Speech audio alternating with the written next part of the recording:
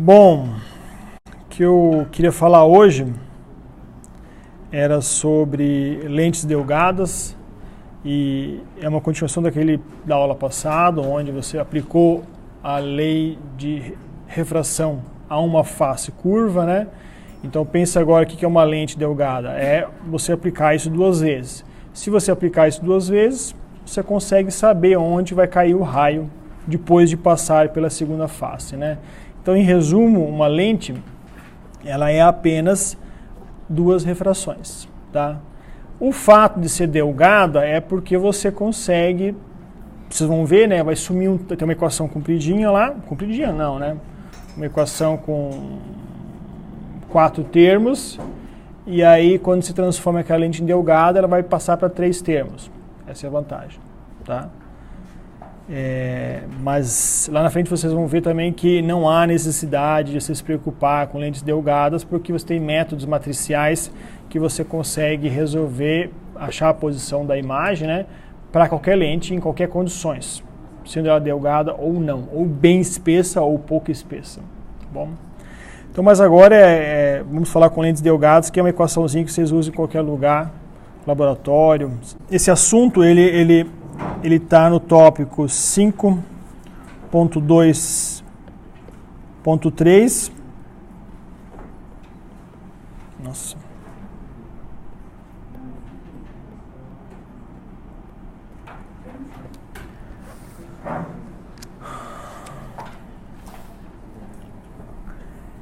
E o ponto de partida nosso vai ser da aula passada, onde você tinha um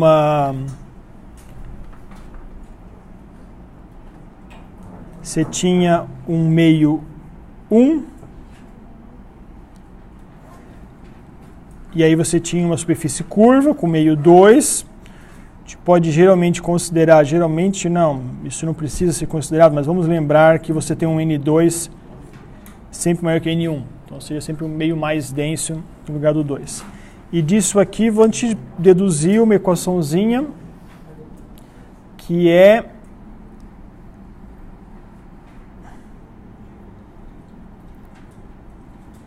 imagina que você tem esses raios aqui, né? Ops.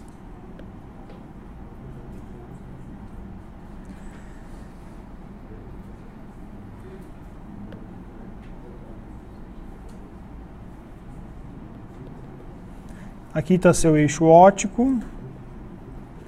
E daqui você deduziu uma equação N1 sobre posição do objeto, que a gente chamou de SO, mais N2, sobre SI. No nosso exemplo, a gente não colocou onde que está essa imagem. Não, a gente colocou sim, vai estar lá na frente. Então eu preciso mudar um pouco aqui. Vamos imaginar que o nosso meio 2, ele tem um índice de refração maior ainda, então ele vai curvar um pouco mais aqui.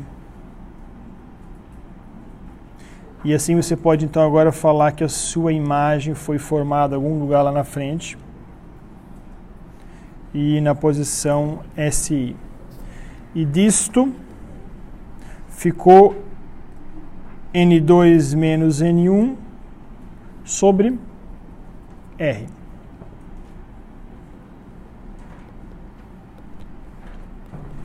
Isto foi da aula passada. Agora pense que você vai aplicar essas duas situações aqui quando você tem uma lente. E quando você tem uma lente, você pode já utilizar um desenho do livro. Você pode usar essa figurinha aqui, ó. Então o que acontece na verdade, lá em cima, ó. Pensa naquela interface lá, você tem duas refrações, então a primeira refração seria em relação à circunferência que você tem um raio 1, e a segunda refração seria uma circunferência que você tem um raio 2. E só o segmento interno aqui, esse segmento aqui, que vai delimitar a sua lente. Então você vai, por exemplo, aplicar agora, o livro chama que a sua lente vai ter um índice de refração NL. L de lente. E o seu meio onde a lente se encontra, você tem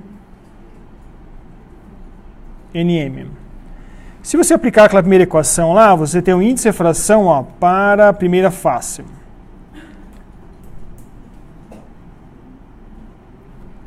Para a primeira face, você tem o índice de refração do meio, que seria então NM, sobre posição do objeto de quem? Objeto aqui ele chama de índice 1 para a face 1 e índice 2 para a face 2. Então seria 1. Onde que está esse S1 aqui? Ó? Aqui. Então seu objeto está em S, né? Certo? Na hora que você fizer isso aqui, então você vai passar agora por um N da lente sobre a sua imagem do meio 1. Isto é igual a N da lente menos N do meio sobre o raio de curvatura, nesse caso que a gente vai chamar de R1. Tá? E onde é que está o R1? Está aqui, ó. Então lembra que ele está do lado direito do vértice, lado direito da lente. Agora, pelo raio que está formando aqui, importante aqui,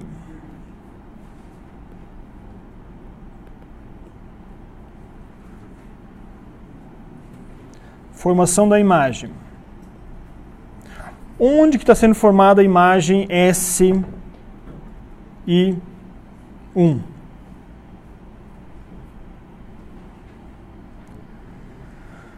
Se você vê pelo raio, a linha cheia aqui, que é a luz que está saindo do objeto, ela vai ser um pouquinho curvada. Ó, essa aqui. Curva um pouquinho. Na hora que curva um pouco, que é essa região aqui, ó, se você prolongar, você vai cair nesse ponto aqui, pelinha. E o que você tem aqui? Imagem da face 1, vamos chamar aqui. Se a imagem da face 1 está aqui, não está? Está aqui embaixo, ó. Isso é um SI1. Tá bom? Como você está no SI1, agora, quando ele chegar na segunda face, que é esse ponto aqui, ó, essa é onde você vai ter, para aquela face, aquela imagem que foi formada lá atrás, ele agora é objeto para ela. Tá? Então, a imagem, como é que eu vou chamar aqui? A imagem SI1 passa a ser objeto para a segunda face. E como é que você escreve isso? Como você está numa segunda face, que dependendo do raio que você está, se é paraxial ou não, você tem um espaçamento D. Então a imagem,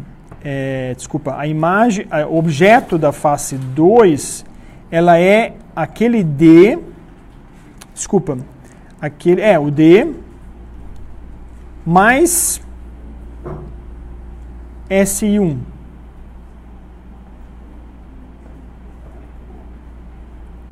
Como que é essa imagem 1? Ela é positiva ou negativa? Pelas nossas convenções aí da aula passada. A imagem formada pela primeira face. Ela vamos imaginar aquele ponto pelinha ali, tá vendo? Eu coloco meu objeto a 3 centímetros da lente e a imagem se forma a 5. Né? 3, que é o ponto S, e 5, que é o ponto P'. Esse 3 é positivo, né? E o que é o objeto. E a imagem Ela é negativa ou é positiva? Porque isso vai interferir agora aqui atrás, né? Imagine se eu chamar agora essa imagem mais o D é igual ao objeto para a segunda face, se eu chamar isso aqui lá de negativo, estou subtraindo ali, né? Então essa álgebra não vai dar certo. E se for positivo a imagem? Então tudo bem, posso deixar assim. O objeto para a face 2 vai ser D mais a imagem 1. Então a pergunta é SI1.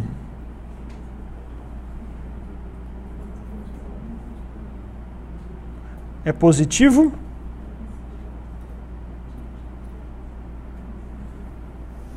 Ou negativo? Negativo. Se for negativo, aquela continha aqui em cima não fecha, né? Porque eu vou falar que o SO2 vai estar na posição D menos um valor. Certo? E aí, se vocês olharem no livro, é por causa disso que aparece que para eu correlacionar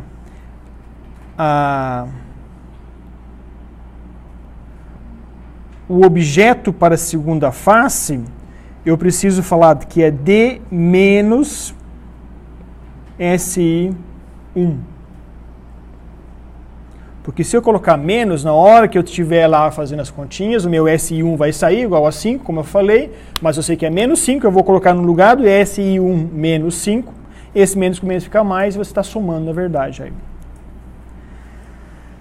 Então agora você faz o quê? Agora você tem já um SO2, e agora você vai aplicar para a segunda face. Da mesma maneira, índice de fração da lente, S objeto 2, que é o que você já tem aqui, né? Vamos apagar e já colocar no lugar desse, vou colocar o valor de D menos SI1, mais índice de fração do meio sobre o quê? A imagem, S, imagem formada de 2, né? Isto vai ser o índice de fração final menos inicial. Então seria N do meio menos N da lente. Sobre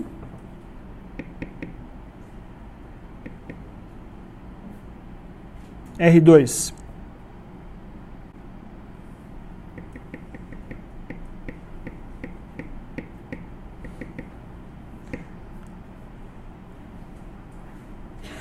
Esse R1 e R2 aqui, um deles vai ser positivo, o outro deles vai ser negativo, ou os dois são positivos?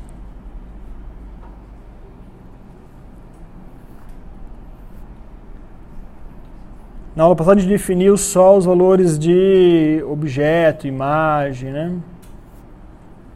Vocês podem acompanhar até uma tabelinha aqui, tabela 5.1, que fala isso. Lá você tem os valores positivo e negativo para cada termo, né?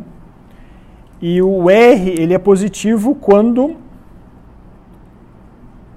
ele estiver à direita, se o centro de curvatura estiver à direita do vértice. Então ele vai considerar positivo para o R1, né? E obviamente negativo para o R2. Qual que é o problema disso? Imagina você faz uma dedução como que eu estou fazendo agora, eu uso uma notação, uma convenção de sinais. Aí dá uma equação lá e tem um menos. Se um outro livro fizer uma outra convenção, aquele menos vai desaparecer, supostamente, né? Tá? E vai virar um mais, por exemplo. Bom, então esqueci a segunda face. Se eu pegar agora esta face aqui e esta face aqui, o que eu estou fazendo? Eu quero fazer uma equação única. Quando eu falei equação de lentes, vamos colocar aqui equação, né? Eu não falei isso, mas o objetivo é chegar numa equação que eu correlaciono o quê? As duas coisas que me interessam quando você usa uma lente. Onde que eu coloco o objeto, em função das variáveis da lente, né, que é índice de fração, raio de curvatura, foco, posição dela, claro, né? Mas onde que vai se formar a imagem. Então, o que eu tenho interesse é os meus Meus valores de entrada são o quê? Onde eu posiciono meu objeto, à esquerda da lente, por exemplo, nosso exemplo aqui, e onde que ele vai ser formado. Onde que vai ser a imagem depois da segunda face. Então, esses dois termos aqui vão me interessar. Os demais, claro que os demais são importantes também, né? Esse depois do termo igual aqui, o índice de fração do meio, da lente, o R1 e R2, é uma característica própria da lente, então vai ser em função disso. Então, se você somar agora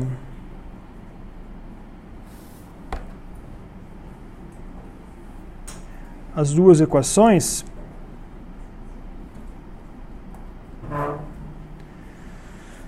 você tem índice de fração do meio sobre S01 mais NL sobre a imagem 1, mais agora o termo de baixo,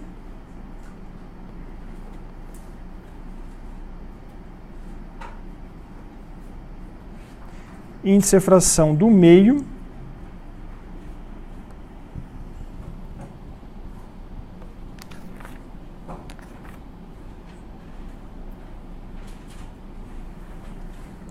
índice de fração do meio sobre SI2. Isto vai ser igual NL menos NM sobre, já vamos deixar de fora isso aqui, isso vai ser 1 sobre R1, e o termo de baixo é igual a menos de um sinal. R2. Como eu falei agora, eu estou interessado neste termo aqui e neste termo aqui. Vamos isolar eles de um lado de cá.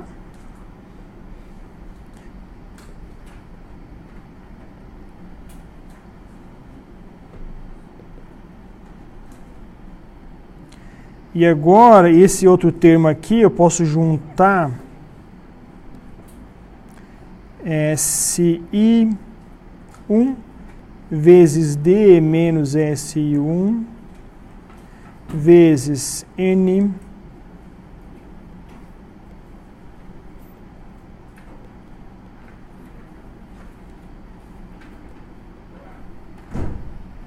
isto é igual a diferença dos índices e diferença dos inversos do raio de curvatura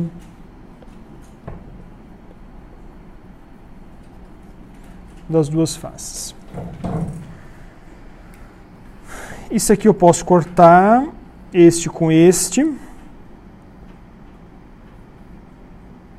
Índice de fração do meio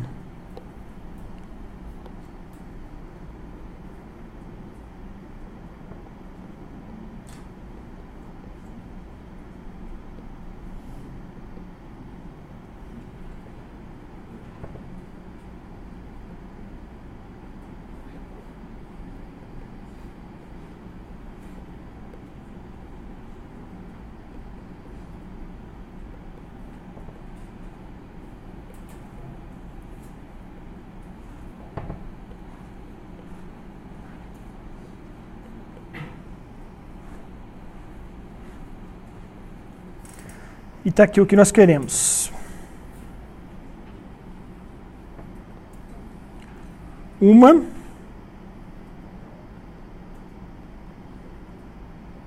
equação para lentes. Não é isso? O meu objeto 1 e a minha imagem 2 é meu objeto para a lente como um todo e a imagem formada para a lente como um todo. Esse 1 ou 2 é só por causa das faces que estão aí, né? O termo depois do igual ali é uma característica da lente, praticamente, né? Os raios de curvatura e a diferença do índice de refração aí do meio em relação à lente. Agora, esse outro termo, esse termo aqui, ele leva em conta D, espessura da lente. Se você fizer um D igual a 0, você tem o índice de refração do meio sobre S01, mais o mesmo índice de refração sobre a imagem 2, é igual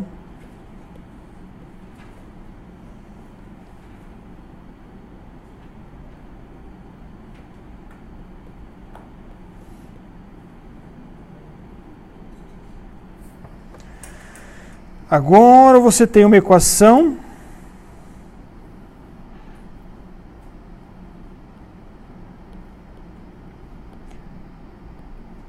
para lentes delgadas.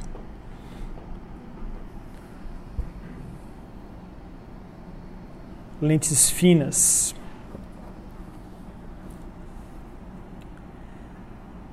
Que é simples. É um problema você usar uma lente espessa? Né? Alguém apresentou um trabalho de lentes essa semana agora, não foi? E aí falou que tinha uma incerteza maior num tipo de lente ou outra era maior, né? Então, talvez uma das soluções seria aí, né? Você tem um D diferente, e quando o D é diferente, você vê que aquela equaçãozinha que você usa lá para achar a imagem, o objeto, que é a equação de baixo, com certeza você usou a equação de baixo, né? Que é... Não, nem é essa, é uma outra equação ainda que eu vou te mostrar. Que é onde você considera que é lentes delgadas. Se você quiser ver o erro associado a isso, é só você usar aquele termo lá em cima que você consegue saber a posição da imagem certinho, sem desconsiderar a espessura da lente. Como você usa usualmente, você tem um índice de refração do meio igual a 1, é 1 ou é 1 ponto alguma coisa? Quanto que é a índice de refração do ar? N1 ponto... Quantos zeros? Alguns zeros, né? Ar. E você pode considerar agora o N da lente apenas como N. E como você não está mais pensando agora em face, está pensando em lente, então aquele S01 eu transformo como S0, objeto da lente, e o SI2, que é a imagem depois da segunda face, nós vamos chamar ela de SI. Imagem formada.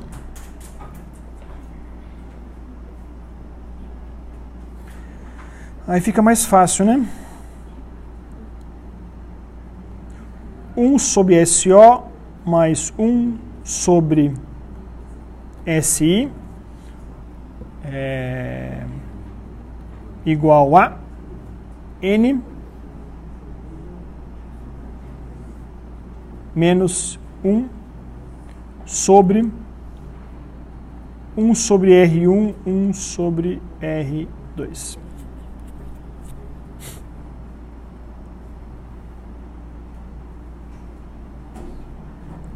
Quando que essa equação aqui é válida?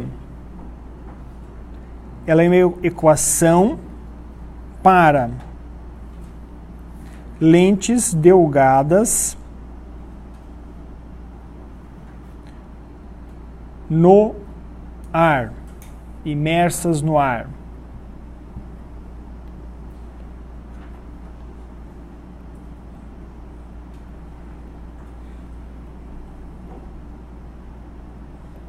Então lá na prova, quando vocês chegarem assim, calcule, blá blá blá, blá blá blá, mas considere que o seu meio não é ar, que seu meio é um líquido que tem índice de refração 1.2. O que você vai fazer? Se você pegar essa última equação aqui, não dá certo. Então você vai voltar para cá. Você vai usar essa equação aqui, né? Aí eu falo, bom, para melhorar nosso modelo, não considere o meio como 1.2, mas além disso, considere que a sua lente tem uma espessura de tantos milímetros. Aí você volta para a equação anterior e usa aquela. Tá bom? O importante disso é para não esquecer essas equações e o significado de cada uma. Quando você coloca o objeto no infinito, onde é que se forma a imagem?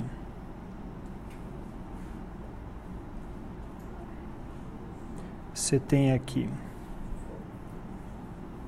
Então você tem aqui eu vou chamar um F do lado de cá de objeto, por exemplo, né? E aqui o foco da imagem. Se eu colocar o meu SO para infinito, tipo para cá, né? Para a esquerda, limite de SO igual a infinito, onde vai ser formada a imagem?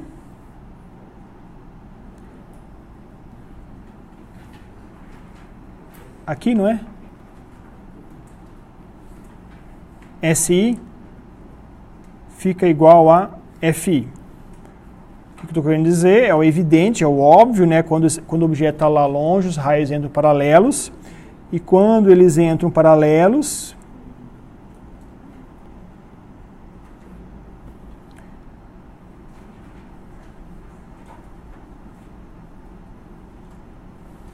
eles passam pelo foco. Então aquela equação anterior lá em cima, como é que ela fica? Ela fica 0, ou 1 sobre infinito, né? Mais 1 sobre SI igual N menos 1, 1 sobre R1, 1 sobre R2. E agora você coloca o seu objeto no foco. E aí você tem o quê? Então você tem aqui o S0 igual ao foco de O. Deixa eu apagar aqui, ó. FI. E aí você tem os raios saindo do foco e eles vão sair da lente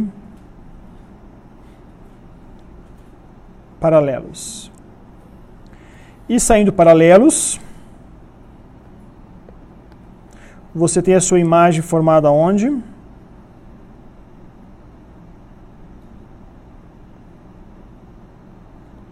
Essa imagem igual a infinito. Se a imagem é formada no infinito, então 1 sobre o objeto que é o foco, mais 1 sobre infinito, é igual a mesma coisa que está lá em cima, n menos 1, 1 sobre R1, 1 sobre R2. O que eu quero destacar é aquela outra equaçãozinha que vocês já conhecem, né? Que o FO vai ser igual a FI, né? Porque é o mesmo valor. FO é igual a FI, que é igual a F. Então você pode escrever essa equação 1 sobre F igual a N menos 1, 1 sobre R1 menos 1 sobre R2. E isso também é igual ao que estava lá em cima, né? O 1 sobre F igual a 1 sobre S0 mais 1 sobre SI. Qual que é o plano focal de uma lente?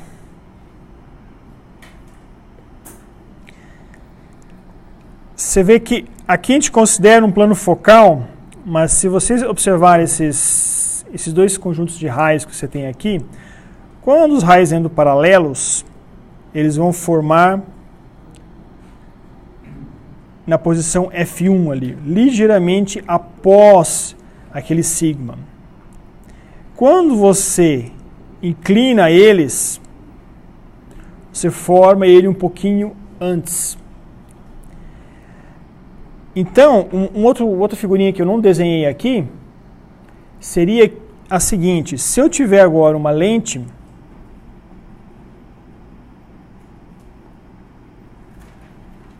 em que você movimenta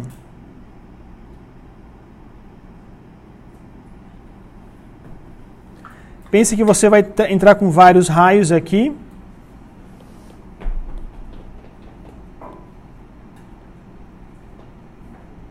E eu não vou desenhar, mas o foco vai aparecer nesse ponto aqui.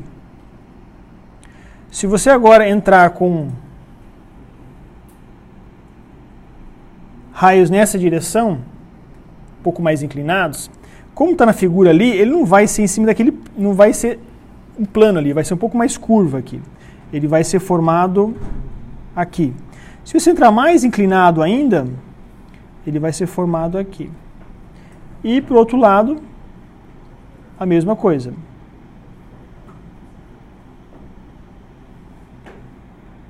Então a superfície, vamos chamar assim, o livro chama de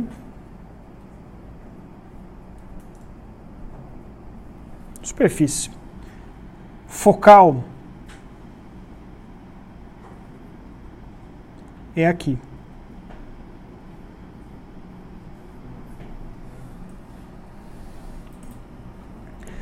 Quando você considera os raios paraxiais e que você tem o seu, por consequência, né, o seu objeto está no eixo, né, você não tem como usar raios paraxiais quando você colocar um objeto extenso, um negócio grande. Então, tem uma lente de 5 centímetros e você coloca um objeto de 4 centímetros. Não tem como você formar uma imagem desse objeto sem considerar raios não paraxiais, porque ele é grande. Na hora que passar na cabeça ali em cima do raio, ele vai passar longe do eixo óptico da lente e pronto. Você não tem mais raios paraxiais. Então você tem aí uma superfície formada dessa maneira aqui, a distância focal, ou seja, pense numa máquina fotográfica, por exemplo, onde que a imagem está mais nítida. Estaria mais nítida se sua superfície que você está formando a imagem é uma superfície curva, como desenhei aqui. Só que não é. Né? Quando vocês fazem o primeiro laboratório lá, vocês colocam um objeto grande, você vai lá, você no olho você bate, você acha a distância focal, mas se você tivesse uma forma mais precisa de medir a sua formação da imagem, você verá que mais afastando dos raios paraxiais, mais afastando do eixo óptico, você tem uma imagem mais borrada.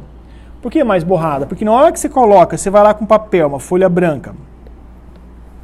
Uma folha branca vai ser uma folha preta aqui. Então, tem um objeto que é um objeto luminoso, né, que vocês usam lá, um display de um número vermelho, né? Quando ela forma a imagem, você coloca um papel, ela se forma onde? Você coloca o papel aqui. Aí beleza, formou a imagem, beleza. Mas olha a diferença que você tem ali. Você colocou na posição focal, na distância ótima, assim, para você formar a imagem, só para os raios que passam perto do eixo óptico. Para aqueles que são formados um pouco mais afastados, você não está na distância mais adequada. Então qual que seria a solução? Pegar aquela folha de papel e trazer um pouquinho para frente. Mas como você não consegue fazer isso ao mesmo tempo, então você sai de foco para aquela parte da imagem que está no eixo óptico. Tá? Então esse é um erro que você tem aí quando você tem uma precisão aí no plano focal, porque o plano focal não é um plano, ele é uma superfície curva.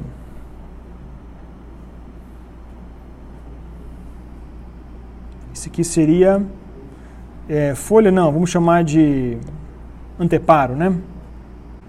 Superfície onde é formada a imagem. Qual que seria a solução? O que está na figura 5.21, né? O cara traçou um plano focal ali, ó, entre o F1, que é para o raio quando passa paralelo ao eixo óptico, e um pouco mais afastado aí, um valor intermediário, para você não ficar muito longe do foco. Isso se aplica vocês vão ver no livro, bons exemplos ali, se aplica quando os objetos são extensos, como eu falei, né? Considere essa figura aqui. Vou colocar aqui que é melhor.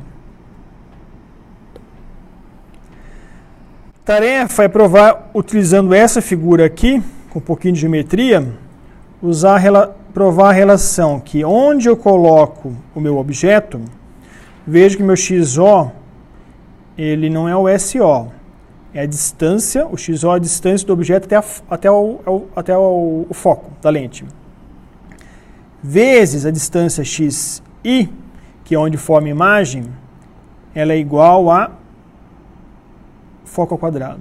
Equação de Newton. Ampliação. Como que você consegue definir ampliação transversal aqui? Vamos definir primeiro ampliação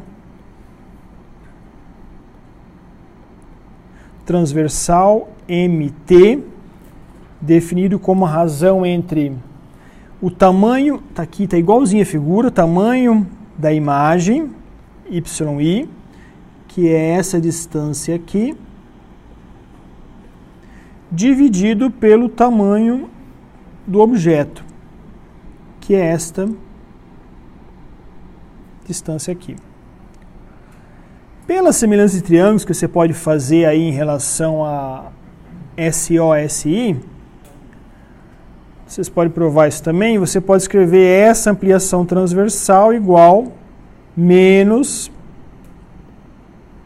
SI por SO. E o SI é o quê?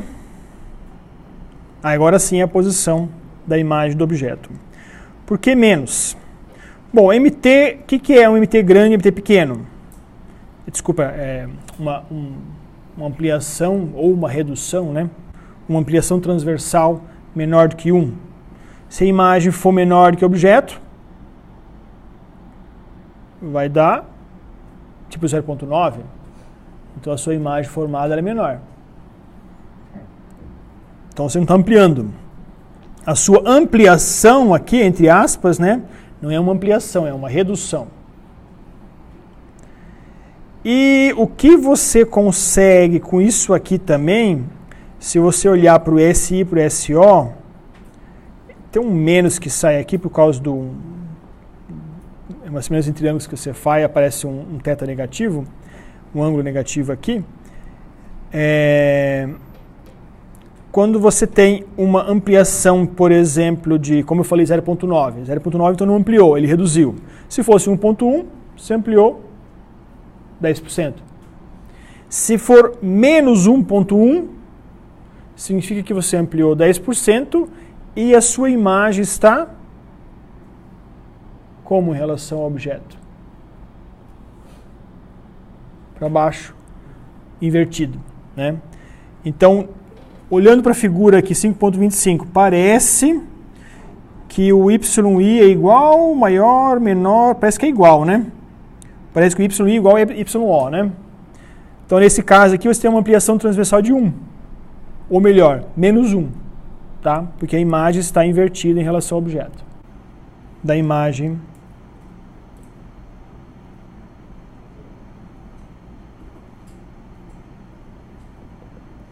em relação ao objeto.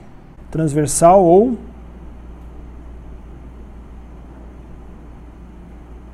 lateral. Por que lateral? Você pensa que é o eixo óptico a nossa referência, né? Então você está fazendo uma ampliação transversal ao eixo óptico ou lateral para ele, tá? E esta outra aqui, ampliação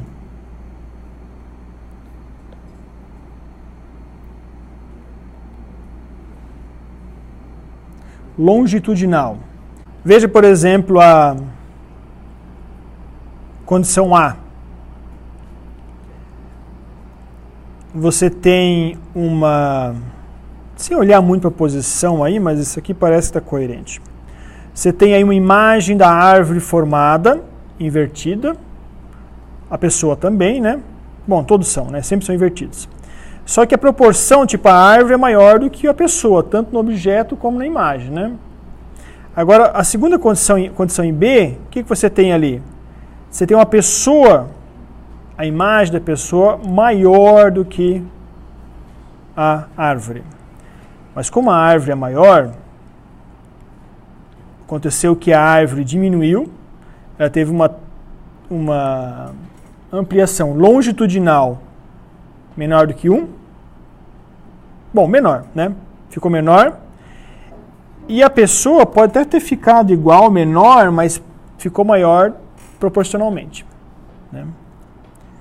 Isso você consegue quando você começa, tá vendo? Por exemplo, a árvore está fixa, né? Em relação de A, B, C e D. A pessoa está lá longe, caminhando atrás da árvore, então tem a mesma proporção. Quando ela passa a árvore, ela começa a ter formando uma imagem muito maior. Chega mais perto.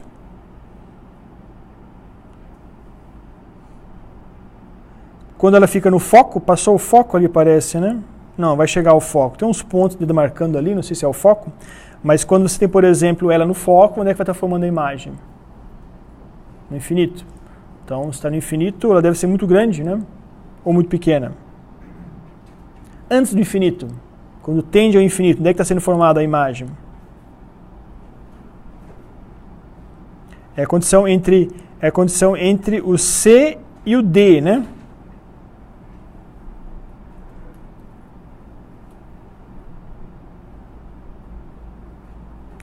E aí quando você passa o foco, a imagem é formada atrás de você. Esquisito, né? Tá certo isso?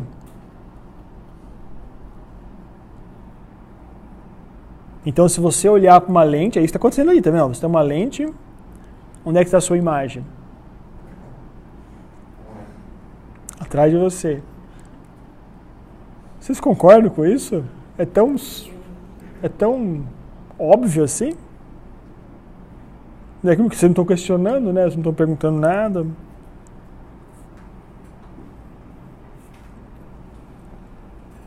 Se eu pegasse, por exemplo, uma folha de papel. Esse aqui tem que ser uma baita de uma lente, né? Tamanho de uma árvore, né? Praticamente, né? Mas se você colocar uma folha de papel lá no lugar, aqui, algum lugar, você verá a pessoa e a árvore projetada no papel? Já fizeram experimento com lente, focalizando imagens, assim, aqueles númerozinhos vermelhinhos, né, no laboratório, né? Então tá bom, é isso aí, é aquilo lá. Imagina, vamos pegar uma árvore com bastante vagalume, né, e uma pessoa bem iluminada também, então ela emite luz deles, assim, então você não precisa utilizar a luz do sol, usa só a luz própria. E aí você passa por uma lente, então você forma ali, coloca um anteparo aqui assim, né, uma folha de papel. Você concorda que você vai ver alguma coisa no papel ali, né? Na letra B também. Eu coloco aqui e eu vejo a pessoa. Eu coloco a folha de papel em qualquer lugar, eu vou procurando, né? Eu coloco aqui e eu não vejo a pessoa, eu vejo ela meio borrada. Eu coloco aqui e também não vejo. Aí quando eu acho e eu coloco aqui, ela fica nítida. Todos os raios que saem lá da cabeça do cidadão, eles chegam junto no mesmo ponto, que forma a cabeça da imagem do cidadão. E aí quando eu chego na condição D, cadê a imagem? Eu coloco uma folha de papel aqui. E ela não está lá, a imagem. Onde é que está o E desse negócio? O quê? Tá, e daí? Imagem virtual. Fantasma é virtual e fantasma é real. Né? É virtual? Fantasma não. Fantasma é uma coisa popular. Vamos falar de espectro. Né? Traz as origens, né, dos fantasmas. Você sabia que o fantasma surgiu na ótica? É. Espectro. Parece um espectro isso aí, não parece? Não um espectro óptico, um espectro mesmo, um fantasma. Mas é isso, você não tem luz saindo daquele negócio. Para você ver aquela imagem, a condição A, B e C, você tem luz chegando no papel ali. Aí quando você coloca agora esse papel na posição da imagem D, não tem luz chegando naquele papel lá. Você vê que tem uns tracejadinhos, tá vendo aqueles raios tracejados aqui? Esses raios tracejados, eles estão só falando que aqueles raios que saíram daqui, eles estão supostamente saindo daquele ponto lá em cima.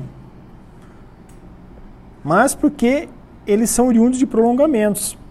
Não tem luz lá. Então aqui você consegue... Bom, a gente falou sobre outras coisas, né? Mas essa figura ela entrou aqui porque nós estamos falando de ampliação longitudinal. E essa ampliação longitudinal, que eu vou chamar de ML, ela é definida como uma derivada da posição I em relação à posição O. Quanto que varia a imagem em relação ao objeto.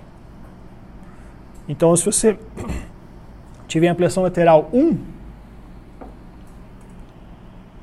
o que é o XI e o que é o XO? Em relação ao foco, tá vendo ali? XI, XO. Então, você pode pensar, se o foco for aqui, por exemplo, o foco for aqui, né? Isto aqui vai ser o seu XO, né? E aqui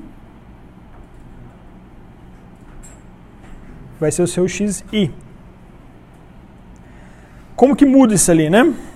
Se for muito diferente, você tem uma ampliação lateral maior. E vocês podem provar isto, né? Novamente, com um pouquinho de geometria, que a sua ampliação lateral ela vai ser menos f quadrado sobre x0 ao quadrado. Que isso é a mesma coisa que menos ampliação transversal ao quadrado. Seria interessante provar por que a ampliação lateral é igual a menos a transversal ao quadrado. Associação de lentes delgadas. Quando você tem uma composição, antes a gente fez a associação de duas faces, chegamos numa lente. Agora a gente esquece as faces, vamos usar somente lentes. E aqui você faz, vamos ampliar um pouco mais, que talvez seja interessante para você visualizar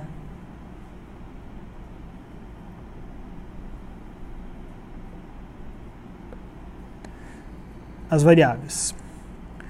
Você tem o objeto em 1, então agora não confunda lá com a face 1, face 2 lá em cima, né? Agora, o que é 1 é a lente 1 e aqui é a lente 2, L1 L2.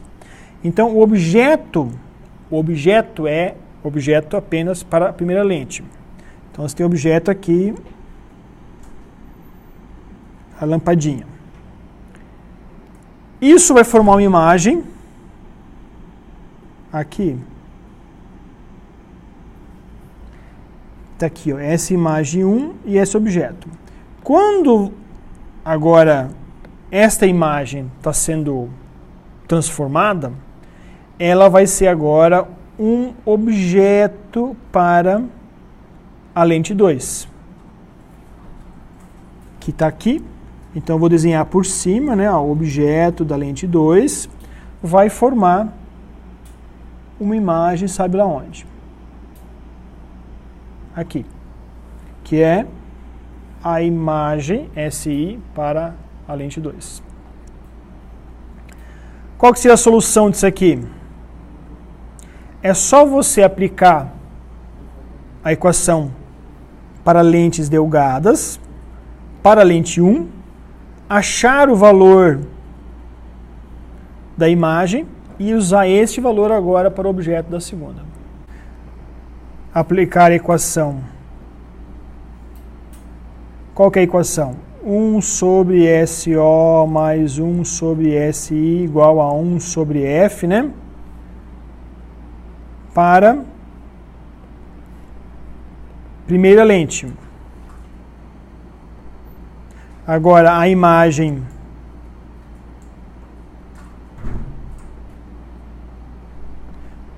formada. Qual que é a imagem formada? A imagem formada está em SI de 1. Ela passa agora para objeto da segunda lente. E o próximo passo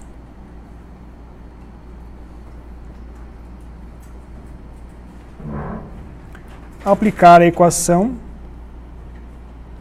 1 sobre SO 2 mais 1 sobre SI 2 é 1 sobre F 2. Lembrando que tudo isso aqui era 1 antes. E agora você acha onde é que está a imagem. Aqui está a solução. Solução, que é a posição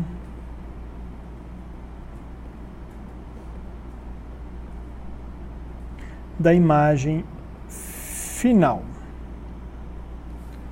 Tá bom?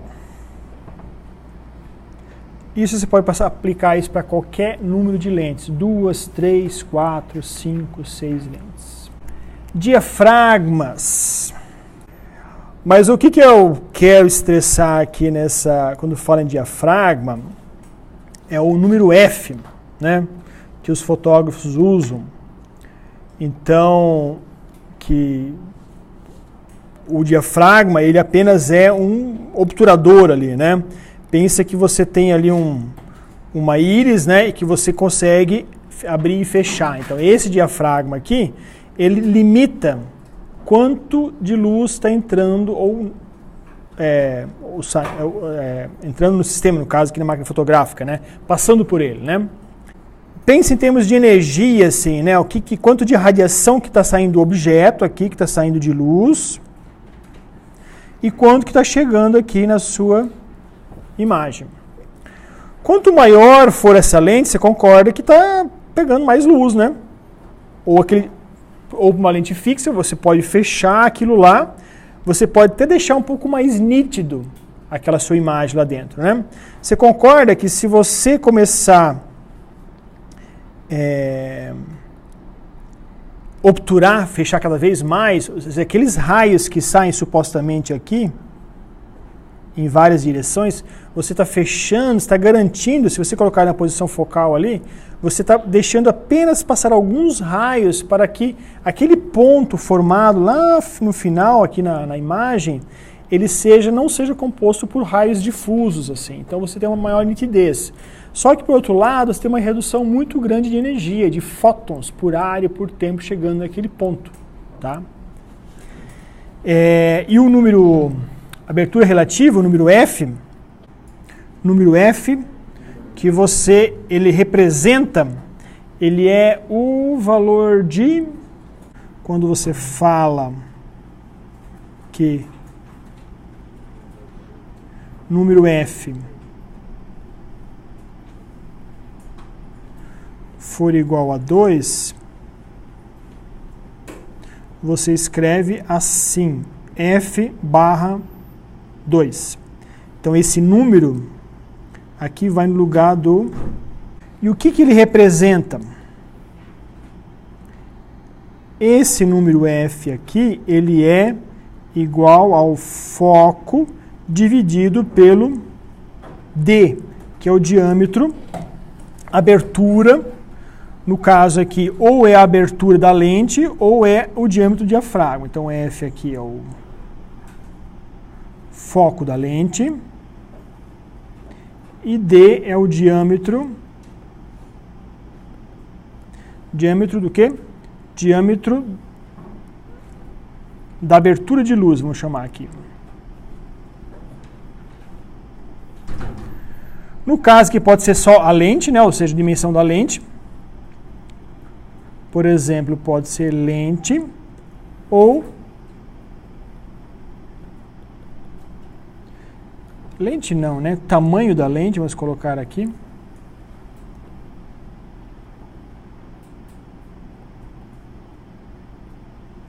Ou abertura do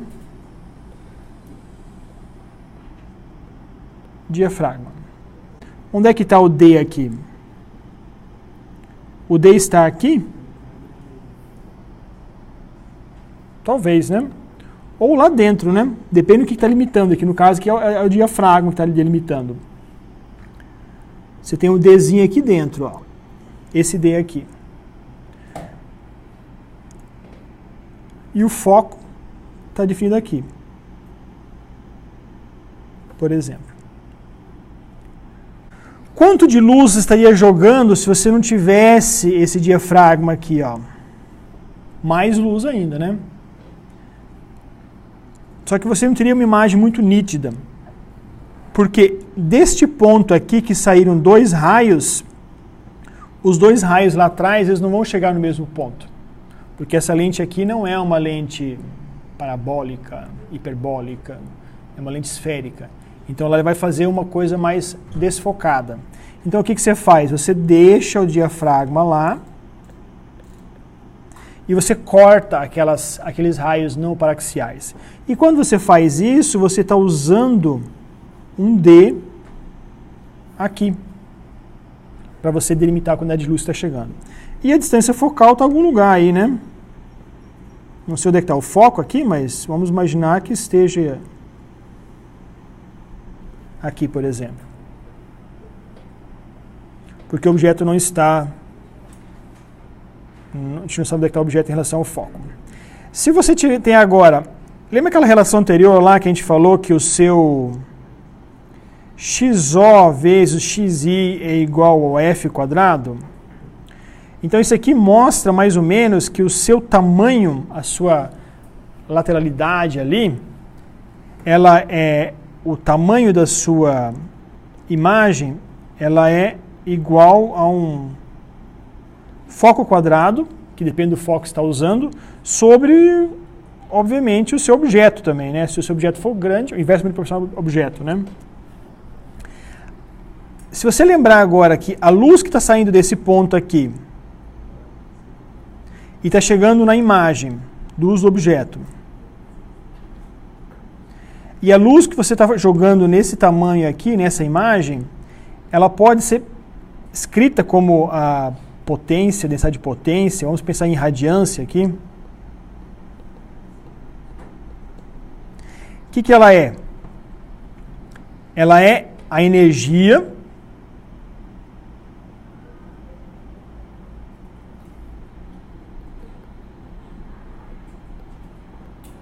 ou potência por área. Se ela é energia por área, como é que você mede? Você concorda que a energia aqui ela é proporcional ao D quadrado? Porque você tem uma área ali, é proporcional à área. Então, quanto mais energia entrar lá, então você tem um proporcional ao D quadrado. E a área que você está jogando lá, o tamanho da sua imagem formada, está aqui, ó. O tamanho da sua imagem formada é proporcional a um F quadrado aqui, por exemplo, também. Então a sua densidade de potência que está chegando lá, ela é proporcional a um D pelo foco ao quadrado. Isso, o número F, que é igual a F sobre D, ele é o inverso da densidade de energia que forma a imagem.